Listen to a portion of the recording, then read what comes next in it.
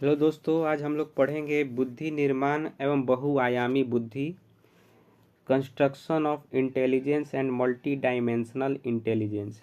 ये हम लोग का सीडीपी जो पेपर है सीटेट के लिए, सीटेट 2023 पेपर 2 के लिए है ये सिलेबस।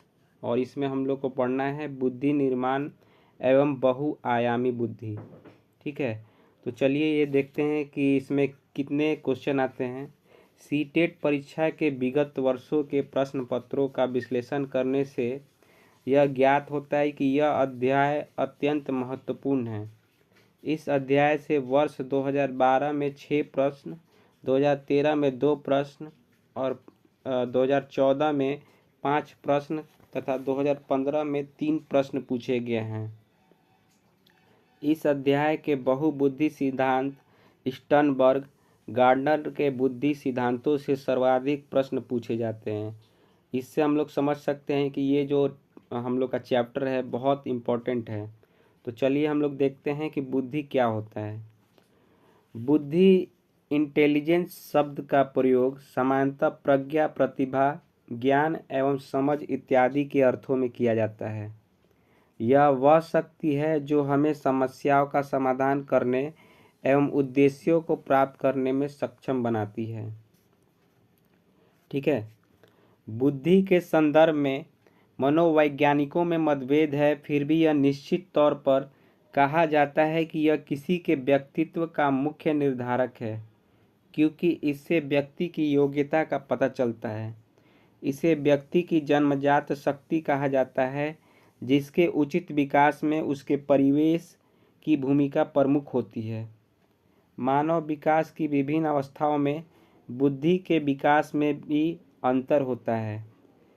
बुद्धि के मुख्य 3 पक्ष होते हैं: कार्यात्मक, संरचनात्मक एवं क्रियात्मक। बुद्धि को मुख्यतः 3 श्रेणियों में रखा गया है: सामाजिक बुद्धि, स्थूल बुद्धि एवं अमूर्त बुद्धि। वंशानुक्रम एवं वातावरण तथा इन दोनों की अंतःक्रिया बुद्धि को निर्धारण करने वाले कारक हैं। तो देखिए, ये हम लोग का था बुद्धि चैप्टर। अब बुद्धि देखिए क्या होता है। बुद्धि एक व्यक्ति की मानसिक क्षमता होती है, अब जिसके द्वारा जो है आदमी थिंकिंग करता है, इमेजिनेशन करता है। थिंकिंग का मतलब होता है सोचना, इमेजिनेशन का मतलब होता है कल्पना करना, तर्क करता है। तो ये सब बुद्धि की क्या हो गया, एक मानसिक क्षमता हो गया। बुद्धि क्या होता है, बुद्धि प्रॉब्लम को सॉल्व करने में हेल्प करता है। ठीक है, बुद्धि जो है प्रॉब्लम को सॉल्व करने में भी हेल्प करता है। उसके बाद बुद्धि क्या होता है, बुद्धि को हम ऐसे भी बोल सकते हैं कि बुद्धि एक मल्टी डायमेंशनल बहुआयामी होता है। ठीक है, मल्टी डायमेंशनल का मतलब होता है बहुआयामी। यह कठिन योग्यताओं का एक सेट होता है।